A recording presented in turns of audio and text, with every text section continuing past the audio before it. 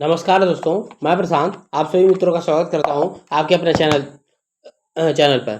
जैसे कि आप जानते हैं कि हम यूपी डब्ल्यूएससी के पीवाईक्यू क्वेश्चंस कर रहे हैं जो कि जीएस का है। ठीक है, जीएस के पीवाईक्यू कर रहे हैं जो कि 2015 से लेके और अभी जो रिसेंट में जितने भी पेपर हुए हैं वहां तक जो भी जीएस के क्वेश्चंस आए हैं यूपी डब्ल्यूएससी के विभिन्न पेपर में उनका हम हल कर रहे हैं। ठीक है, विभिन्न सब्जेक्ट्स के। ठीक है, तो हम जीएस का पूरा पीवाईक्यू करा रहे हैं आपको। तो ये वीडियो बहुत ही मतलब कि कम ड्यूरेशन की होती है, लगभग 10-15 मिनट की वीडियो होती है। डेली हम 15 क्वेश्चन का विथ एक्सप्लेनेशन इसका सॉल्व करते हैं। ठीक है, तो इस वीडियो को हम आज शुरू करने वाले हैं। आज का ये छठवां वीडियो रहेगा, छठवां वीडियो है इस सीरीज का। तो इस वीडियो को शुरू करने से पहले सभी मित्रों से अनुरोध है कि आप ज़्यादा चैनल को सब्सक्राइब करें, ज़्यादा वीडियो को शेयर करें, ज़्यादा लाइक करें। आप हमारे टेलीग्राम चैनल को भी ज्वाइन कीजिए जिसका लिंक आपको डिस्क्रिप्शन बॉक्स में मिल जाएगा। अगर कोई मित्र हमारा पुराना वीडियो नहीं देखा तो हमारे चैनल पे इसकी प्लेलिस्ट बनी हुई है यूपी डब्ल्यूएससी जीएस पीवाईक्यू करके, वहां से आप जाके पुराने वीडियोस भी देख सकते हैं। ठीक है, और अगर कोई मित्र यहाँ पे बीपीओ की तैयारी कर रहा है और जूनियर असिस्टेंट की तैयारी कर रहा है तो आप हमारे पेड ग्रुप से भी ज्वाइन हो सकते हैं जो कि बहुत ही नॉमिनल फीस पे है। उसमें हम हैंड रिटन नोट्स दे रहे हैं, साथ साथ हम टेस्ट सीरीज भी उसमें प्रोवाइड कराएंगे।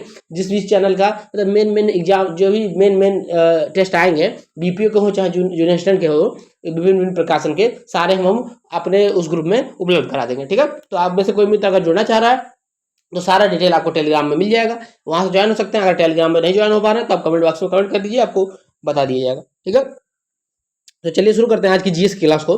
पहला क्वेश्चन आज का है जो कि 91 नंबर क्वेश्चन है। देखिए, निम्नलिखित में से कौन सा 1892 के सुधार का विस्तार था? तो 1892 का सुधार का विस्तार कौन सा था? भारत सरकार अधिनियम 1935, बेबल योजना 1935, 1909 का परिषद अधिनियम, भारत सरकार अधिनियम 1919। तो क्या था? बेबल योजना 1945। ठीक है, तो 1900 तो देखिए 1909 का भारत परिषद अधिनियम 1892 के सुधार का विस्तार था। ठीक है, देखिए इसमें आंसर गलत लिखा हुआ है, बेबल योजना नहीं, ये सी वाला ऑप्शन सही होगा, यहाँ पे सी रहना चाहिए। ठीक है, ये कुछ मिसप्रिंट हो चुका है इसमें। देखिए 1909 का भारत परिषद अधिनियम 1892 के सुधारों का विस्तार था। 1909 में भारत परिषद अधिनियम में प्रांतीय विधानसभाओं को, देखिए क्या हुआ इसमें, प्रांतीय विधानसभाओं में गैर सरकारी सदस्यों की संख्या बढ़ाकर उन्हें बहुमत प्रदान कर दिया गया, जबकि 1892 के सुधारों में केंद्रीय तथा प्रांतीय विधायिकाओं में सरकारी सदस्यों का बहुमत था। ठीक है, तो गैर सरकारी सदस्यों का बहुमत कर दिया गया 1909 में, और पहले 1892 में क्या था? सरकारी सदस्यों का बहुमत था केंद्रीय प्रांतीय विधानसभाओं में। ठीक है, क्वेश्चन नंबर 92 देखते हैं। एक सेकंड रुकिए, क्वेश्चन नंबर 92 जो कि आज के क्लास का दूसरा क्वेश्चन है कि भारत के संविधान की प्रस्तावना में निम्नलिखित में से किस प्रकार की स्वतंत्रता का उल्लेख नहीं है? तो विश्वास की स्वतंत्रता, धर्म और उपासना की स्वतंत्रता, विचार की स्वतंत्रता या आर्थिक स्वतंत्रता। तो किसका उल्लेख नहीं है? आर्थिक स्वतंत्रता का उल्लेख नहीं है भारतीय संविधान में कहीं पे भी। ठीक है, यहाँ पे दिया स्वतंत्रता शब्द का अर्थ क्या है? राज्य के व्यक्तियों की प्रति गतिविधियों के प्रति अनुपस्थिति है, जिन्हें संविधान में अनुच्छेद कहाँ लिखा गया है? 19 से लेकर 22 के तहत लिखा गया है। मौलिक अधिकारों के मध्य गारंटी दी गई है। भारतीय संविधान की प्रस्तावना में, देखिए भारतीय संविधान की प्रस्तावना में विचार की, अभिव्यक्ति की, विश्वास की, धर्म की, उपासना की स्वतंत्रता का उल्लेख है। ठीक है, तो 5 प्रकार की स्वतंत्रता है, अभिव्यक्ति की, विश्वास की, धर्म की, उपासना की, 4 प्रकार की स्वतंत्रता कहाँ पे है? प्रस्तावना में है। और स्वतंत्रता का अधिकार कहाँ दिया गया है? 19 से 22 अनुच्छेद में दिया गया है। ठीक है, तो ये रहा आपका, कहीं पे भी आर्थिक स्वतंत्रता का वर्णन नहीं है हमारे, चाहे अनुच्छेद में और चाहे प्रस्तावना में संविधान के। ठीक है, आगे बढ़ते हैं। क्वेश्चन नंबर 93 जो कि आज की क्लास का थर्ड क्वेश्चन है। भारतीय संविधान में सामाजिक समानता का अर्थ है केवल महिलाओं को समान अवसर, मौजूदा प्रणाली को संशोधित करने के लिए कोई भी प्रयास नहीं किया जाना चाहिए, शिष्ट वर्ग के प्रति पक्षपात, समाज के सभी वर्गों के लिए समान अवसर। तो इसका सामाजिक समानता का मतलब क्या है? समाज के सभी वर्गों के लिए समान अवसर। ठीक है, अब इसका हम डिस्कशन देख लेते हैं, पूरा विस्तार देख लेते हैं। संविधान की प्रस्तावना में प्रतिष्ठा और अवसर की समानता का उल्लेख किया गया, जिसका तात्पर्य है समाज में किसी भी वर्ग के लिए बिना किसी भेदभाव के प्रत्येक व्यक्ति के समान अवसर उपलब्ध कराने की है। भारतीय संविधान की प्रस्तावना में समानता के 3 आयाम हैं। देखिए अब पूछ सकता है कि भारतीय संविधान की प्रस्तावना में समानता के कितने आयाम हैं?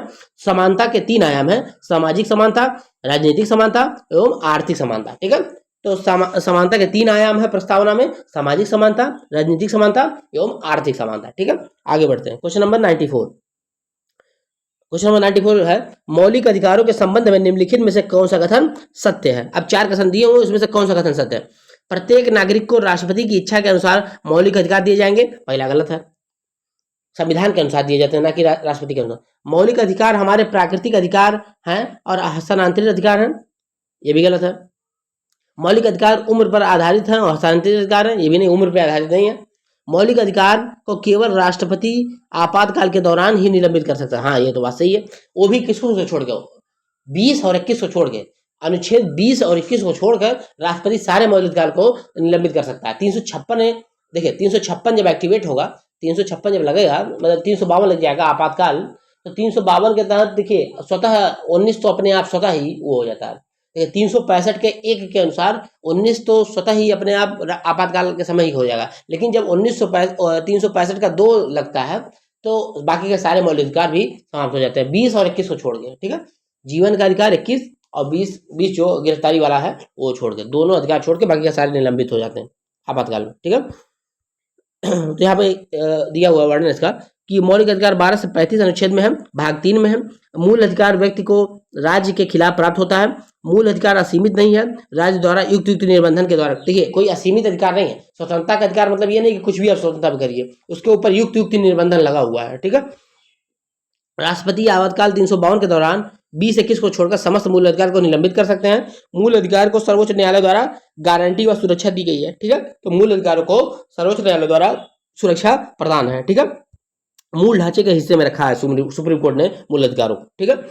शोषण के विरुद्ध अधिकार में कौन सा निषेध शामिल नहीं है? तो शोषण के विरुद्ध में अधिकार में कौन सा निषेध है? बेगारी से निषेध, अस्पृश्यता का निषेध, 14 वर्ष से कम उम्र के बच्चों का रोजगार पर प्रतिबंध, तस्करी से निषेध।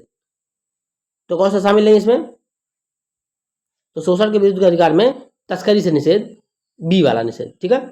ऑप्शन नंबर बी जो इसका है, देखिए अस्पृश्यता किसमें है? देखिए शोषण के विरुद्ध अधिकार में अस्पृश्यता नहीं है ना, अस्पृश्यता तो समानता के अधिकार में ना, 17 में, अनुच्छेद 17 में अस्पृश्यता से निषेध है, ठीक है। बेरोजगारी निषेध और आपका 23 में है, और 24 में आपका 14 वर्ष से कम लड़कों का काम करने पर निर्बंधन है, और तस्करी से निषेध तो है ही है। 23 में तस्करी से निषेध भी है, 23 का 2 में तस्करी से निषेध लिखा हुआ है कि किसी भी आदमी का तस्करी नहीं किया जा सकता, 23 के 2 में लिखा है, ठीक है, संविधान में। शोषण के विरुद्ध अधिकार में अस्पृश्यता का निषेध शामिल नहीं है। संविधान के अनुच्छेद 23-24 में शोषण के विरुद्ध अधिकार संबंधित है। 23 के अनुसार मानव का दुर्व्यवचार, बलात्श्रम पर प्रतिबंध है, लेकिन अनुच्छेद 24 में बाल श्रम, 14 वर्ष से कम आयु के बच्चों को अब काम नहीं करा सकते हैं, तो उनके कार्य करने पे प्रतिरोध है, ठीक है। आगे बढ़ते हैं, क्वेश्चन नंबर 96। भारतीय संविधान में जिस याचिका का अर्थ है सूचित होना या प्रमाणित होना, तो कौन से याचिका अर्थ सूचित होना, प्रमाणित होना? तो इसका अर्थ है उत्प्रेषण। उत्प्रेषण का अर्थ है सूचित होना या प्रमाणित होना, ठीक है। जूनियर स्टैंडर्ड 1262 में पूछा हुआ था, ये एग्जाम हम दिए हुए थे, ये वाला क्वेश्चन हमारा गलत हो गया था एग्जाम में, ठीक है। भारतीय संविधान के अनुच्छेद 32 के संवैधानिक उपचारों के अधिकार के तहत उल्लंघन के विरुद्ध सर्वोच्च न्यायालय और उच्च न्यायालय, सर्वोच्च न्यायालय में अनुच्छेद 226 के अंतर्गत 5 रेट जारी करते हैं। इसमें उत्प्रेषण शब्द का शाब्दिक अर्थ है प्रमाणित होना या सूचित होना, ठीक है। इस याचिका का उपयोग तब किया जाता है जब किसी मामले का हस्तांतरण जो निचली अदालत में लंबित है या किसी विवाद में निचली अदालत के आदेश को रद्द करने की आवश्यकता हो, ठीक है। मान ले कोई केस निचली अदालत में है और निचली अदालत अपने अधिकारता से ऊपर जाके कोई फैसला देती है, तो जो अपर अदालत होती है, जो सुप्रीम कोर्ट होगी, हाई कोर्ट होगी, उसका निर्णय जब रद्द करेगी तो उत्प्रेषण के अधिकार के तहत ही उसका निर्णय वो रद्द करती है, ठीक है। आगे बढ़ते हैं, क्वेश्चन नंबर 97। मौलिक कर्तव्य का उल्लेख इनमें से किया गया है, तो मौलिक कर्तव्य कहाँ वर्णित है? आपको पता है कि मौलिक कर्तव्य 4 का ए में, भाग 4 के ए में है और अनुच्छेद 51 के ए में है, ठीक है। 51 के ए में इसका वर्णन है, ठीक है। तो 4 के काम में इसका वर्णन है, ठीक है। 4 के काम इसका वर्णन, ठीक है। 4 के काम, ए नहीं, 4 के काम इसका वर्णन है, ठीक है। कंपाइल टेक्निकल दिया हुआ। भारतीय संविधान के 4 के का के अंतर्गत अनुच्छेद 51 का काम मौलिक कर्तव्यों का, इसे रूस के संविधान से लिया गया। प्रारंभ में भारतीय संविधान में मौलिक कर्तव्यों का उल्लेख नहीं था। 42वें संविधान संशोधन, देखिए याद करना है आपको कि 42वें संविधान संशोधन 1976 द्वारा इसको लाया गया, किसी समिति की सिफारिश पर, स्वर्ण सिंह समिति की सिफारिश पर। कुल इनकी संख्या कुल 10 थी, ठीक है। प्रारंभ में इनकी संख्या 10 थी। देखिए क्या हुआ कि स्वर्ण सिंह समिति जब बनी तो उन्होंने 7 मौलिक कर्तव्य दिए, लेकिन इंदिरा गांधी की सरकार ने उसमें 3 मौलिक कर्तव्य और जोड़े, तो टोटल 10 हो गए, ठीक है। अब फिर क्या हुआ बाद में कि 86वां संविधान संशोधन हुआ 2002 में, और उसके बाद 11वां मौलिक कर्तव्य जोड़ दिया गया, ठीक है। जिसके अंतर्गत 6 वर्ष से 14 वर्ष के मौलिक शिक्षा प्रदान करना उनके माता पिता के प्रति जिम्मेदारी होगा। ठीक है, तो मतलब जो 11वां मौलिक कर्तव्य जोड़ा गया उसमें लिखा गया कि अगर कोई बच्चा 6 वर्ष से 14 वर्ष का है तो उनके माता पिता का कर्तव्य है कि उसको अच्छे से वो पढ़ाएं। ठीक है, तो ये उनके मौलिक कर्तव्य में डाला गया, जो कि मौलिक कर्तव्य नंबर 11 है। ठीक है, कब हुआ? 86वां संविधान संशोधन 2002 में हुआ। ठीक है, आगे बढ़ते हैं। क्वेश्चन नंबर 98, निम्नलिखित में से कौन से आदर्श हैं जिन्हें राज्य को नीतियां बनाते समय ध्यान में रखना चाहिए? तो समाजवाद, गांधीवाद सिद्धांत, मौलिक अधिकार या राजनीति। तो डीपीएसपी को हरदम कोई भी राज्य को अगर कोई भी नीतियां बनाता है तो उसको डीपीएसपी में हरदम ध्यान देना चाहिए था। ठीक है, डीपीएसपी को ध्यान में देकर जब राज्य का योजना बनाएगा तो एक कल्याणकारी राज्य की स्थापना होगी। ठीक है, राज्य के नीति निश्चित तत्व संविधान के प्रस्तावना में उद्धृत सामाजिक, आर्थिक और राजनीतिक न्याय तथा स्वतंत्रता, समानता और बंधुत्व की भावना पर आधारित है। राज्य के नीति निश्चित तत्व का उद्देश्य लोक कल्याणकारी राज्य की स्थापना है। देखिए, ये पूछ सकता है कि डीपीएसपी का क्या महत्व है? लोक कल्याणकारी राज्य बनाना इसका महत्व है। ठीक है, जनता के हित और आर्थिक लोकतंत्र की स्थापना करने के लिए नीति निश्चित तत्वों को यथाशक्ति कार्यान्वित करना राज्य का कर्तव्य है। संविधान के भाग 4 में 36 से लेकर 51 तक डीपीएसपी का वर्णन किया गया है। ठीक है, वीडियो के एग्जाम में पूछा हुआ है। ठीक है, आगे बढ़ते हैं। क्वेश्चन नंबर 99, भारतीय संविधान में राज्य के नीति निश्चित सिद्धांत निम्नलिखित में से किस देश के संविधान से अपनाए गए हैं? तो डीपीएसपी आपको आयरलैंड के संविधान से अपनाया गया है। ठीक है, और आयरलैंड के संविधान में भी कहां से अपनाया गया था? स्पेन के संविधान से। स्पेन के संविधान से आयरलैंड के संविधान में लिया गया और आयरलैंड के संविधान से भारत के संविधान में लिया गया डीपीएसपी को। ठीक है, आगे बढ़ते हैं। भारतीय संविधान में डीपीएसपी आयरलैंड के संविधान से लगाया गया। सशक्त केंद्र की अवधारणा, देखिए सशक्त केंद्र की अवधारणा कहां से ली गई है? कनाडा से ली गई है। तथा मूल अधिकार का प्रावधान यूएसए से लिया गया, बिल ऑफ राइट्स से। ठीक है, यूएसए के बिल ऑफ राइट्स से लिया गया है। किससे? बिल ऑफ राइट जो 1792 में पास हुआ था। यूएसए के भी संविधान में पहले मूल अधिकार नहीं था, बाद में एक बिल ऑफ राइट बनाया गया 1792 में, उसके तहत वहां के लोगों को कुछ अधिकार दिए गए। तो उसी को ध्यान में रखते हुए हमने भी अपने यहाँ अपने संविधान में मौलिक अधिकारों को रखा है। ठीक है, आगे बढ़ते हैं। क्वेश्चन नंबर 100, संविधान में निम्नलिखित में से किस अनुच्छेद के तहत भारत के किसी भी राज्य में राष्ट्रपति शासन लागू किया जा सकता है? तो राष्ट्रपति शासन किसके तहत लागू किया जा सकता है? 356। आपको पता है कि 3 तरह से आपातकाल लगता है, एक राष्ट्रीय आपातकाल, एक राष्ट्रपति शासन और एक क्या होता है 360 वित्तीय आपातकाल। तो तीनों राष्ट्रपति द्वारा ही लागू किया जाता है। ठीक है, भारतीय संविधान के 356 के अनुसार किसी भी राज्य में संवैधानिक तंत्र की विफलता पर, देखिए याद करना है कि संवैधानिक तंत्र की विफलता पर राष्ट्रपति शासन लागू हो सकता है। ठीक है, इस स्थिति में राज्य का नियंत्रण सीधे राष्ट्रपति के अधीन हो जाता है। सर्वप्रथम राष्ट्रपति शासन कहाँ लगा था? 1951 में पेप्सू राज्य में लगा था। और सर्वाधिक बार कहाँ लगा है? सर्वाधिक बार राष्ट्रपति शासन यूपी में लगा है, 10 बार। ठीक है, सर्वाधिक बार राष्ट्रपति शासन उत्तर प्रदेश में 10 बार लगा है। सबसे पहले 1951 में पेप्सू राज्य में लगा था। पेप्सू राज्य मीन्स हरियाणा, पंजाब और हिमाचल प्रदेश मिलकर तीनों पहले पेप्सू राज्य थे। ठीक है, फिर अलग अलग राज्य बने ना तीनों। ठीक है, तो पेप्सू राज्य में 1951 में लगाया गया था। ठीक है, पंजाब में। ठीक है, निम्नलिखित में से कौन सा भारत के राष्ट्रपति के चुनाव के लिए निर्वाचक मंडल का गठन नहीं कर सकता? तो निर्वाचक मंडल का गठन कौन नहीं करता? लोकसभा के निर्वाचित सदस्य, राज्यसभा का निर्वाचित सदस्य, प्रत्येक राज्य का विधानसभा के निर्वाचित सदस्य, विधान परिषद का। देखिए विधान परिषद का सदस्य, देखिए विधान परिषद के सदस्य और मनोनीत सदस्य राष्ट्रपति के निर्वाचक मंडल में शामिल नहीं होते हैं। ठीक है,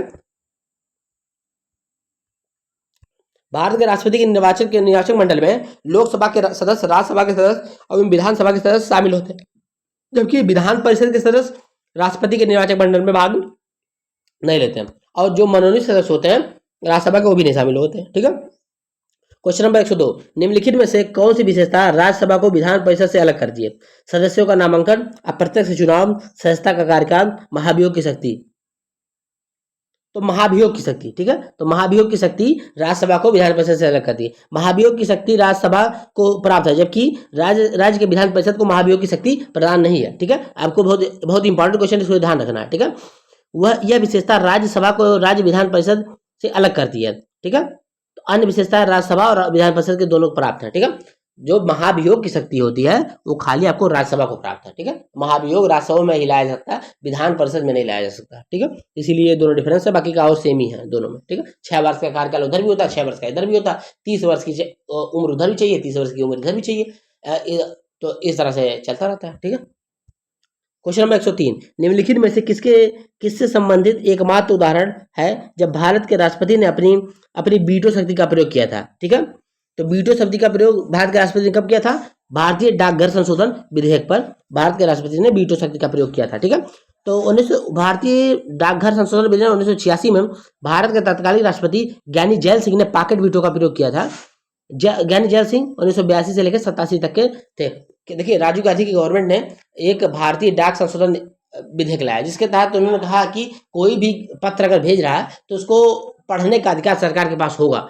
लेकिन जब ये साइन करने के लिए राष्ट्रपति के पास गया तो राष्ट्रपति ने कहा कि हम इसको नहीं करेंगे, क्योंकि ये सबके मौलिक अधिकारों को और गोपनीयता को भंग करेगा। ठीक है, तो राष्ट्रपति ने साइन नहीं किया, राष्ट्रपति ने इस बिल को पॉकेट वीटो लगा दिया। ठीक है, तो ये बिल अभी तक उनके पॉकेट वीटो में है, अभी पास होने से नहीं हो पाया है। ठीक है, क्वेश्चन नंबर 104, निम्नलिखित में से कौन सी परिघटना तब उठाई जाती है जब सांसद सदस्य को लगता है कि सदन की कार्रवाई सामान्य नियमों के पालन नहीं करती है।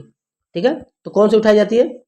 यहाँ पे 4 ऑप्शन दिए होंगे, दल बदलना, ध्यान आकर्षण प्रस्ताव, व्यवस्था का प्रश्न और मंच पर चढ़ना। तो व्यवस्था का प्रश्न लाया जाता है, जैसे जब एकदम नियम से नहीं चलता सदन तो कोई सदस्य ला सकता है कि व्यवस्था का प्रश्न वाला विधेयक ला सकता है। जब संसद सदस्य को लगता है कि सदन की कार्रवाई सामान्य नियमों का पालन नहीं करती है, तब व्यवस्था का प्रश्न उठाया जा सकता है। संसदीय प्रक्रिया में व्यवस्था का प्रश्न तब उठाया जाता है जब कोई विचार विमर्श करने वाली सभा बैठक में नियमों के उल्लंघन पर की ओर ध्यान आकर्षित करता हो। ठीक है, ध्यान आकर्षण प्रस्ताव प्रत्येक सदस्य को एक प्रश्न पूछने का अधिकार होता है। इसके द्वारा तत्काल महत्व के प्रश्नों को 1 घंटे के चर्चा में की जा सकती है। देखिए, ध्यान आकर्षण प्रस्ताव से कोई भी मतलब कोई एक्सीडेंट, देखिए कंचनजंगा में भी एक्सीडेंट हो गया, कंचनजंगा एक्सप्रेस में, तो अगर सदन चलती होती तो अगर इस पर ध्यान आकर्षण करना है तो हम एक प्रस्ताव लाएंगे, ध्यान आकर्षण प्रस्ताव, तो हम एक क्वेश्चन पूछ सकते हैं कि ये कैसे कैसे हुआ, इसमें क्यों ये लूप होल हुआ कि जिससे एक्सीडेंट हो गया, तो हम इससे पूछ सकते हैं सदन में। ठीक है, क्वेश्चन नंबर 105, जो कि आज की क्लास का लास्ट क्वेश्चन है, एक व्यक्ति जो संसद का सदस्य नहीं है, उसे राष्ट्रपति द्वारा अधिकतम कितने महीने तक मंत्री के रूप में नियुक्त किया जा सकता है? तो 6 महीने तक उसको मंत्री बनाया जा सकता है। 6 महीने के अंदर उसको किसी भी सदन का सदस्य होना होगा, चाहे राज्यसभा चाहे लोकसभा का। अभी आपको पता है कि मोदी जी की नई सरकार बनी है, जिसमें उन्होंने एक जो पहले एमपी थे रमनीश सिंह बिट्टू, पहले सांसद थे लेकिन अब नहीं है। ठीक है, लेकिन फिर भी उनको मंत्री बनाया गया। कैसे बनाया गया? कि उनको 6 महीने तक मंत्री बनने का अधिकार है, राष्ट्रपति का विशेषाधिकार, मतलब प्रधानमंत्री अपने से बनवा सकते हैं उनको। अब 6 महीने के अंदर उनको राज्यसभा चाहे लोकसभा में जाना होगा। ठीक है, बिना संसद सदस्य के राष्ट्रपति का अधिकार है कि 6 माह के अंदर किसी मंत्री को मंत्री बना सकता है। 6 माह बीत जाने पर यदि कोई मंत्री सदस्य नहीं रहता है तो उसे पद से त्याग पत्र देना पड़ जाता है। ठीक है, अगर 6 महीने के अंदर आप नहीं हो पाते हैं तो आपको त्याग पत्र देना पड़ेगा। ठीक है, जैसे कि याद होगा कि मुख्यमंत्री, देखिए त्रिवेंद्र सिंह रावत उत्तराखंड के मुख्यमंत्री थे। ठीक है, उसके बाद बने तीरथ सिंह रावत मुख्यमंत्री, लेकिन 6 महीने के अंदर जब विधानसभा का चुनाव नहीं लड़ पाए तो उनको हटाना पड़ गया था। तो फिर पुष्कर सिंह धामी सीएम बने थे उत्तराखंड के। ठीक है, क्योंकि वो विधायक थे। ठीक है, तो आज की क्लास यहाँ पे समाप्त होती है। आपको क्लास कैसी लगी आप ज़्यादा कमेंट करके बताएंगे, ज़्यादा वीडियो को शेयर करेंगे, ज़्यादा लाइक करेंगे, ज़्यादा हमारे चैनल को सब्सक्राइब करेंगे, हमारे टेलीग्राम चैनल और व्हाट्सएप चैनल को ज्वाइन करेंगे। मिलते हैं नेक्स्ट वीडियो में नेक्स्ट क्लास के साथ, PYQ क्वेश्चन के साथ, GS के। धन्यवाद।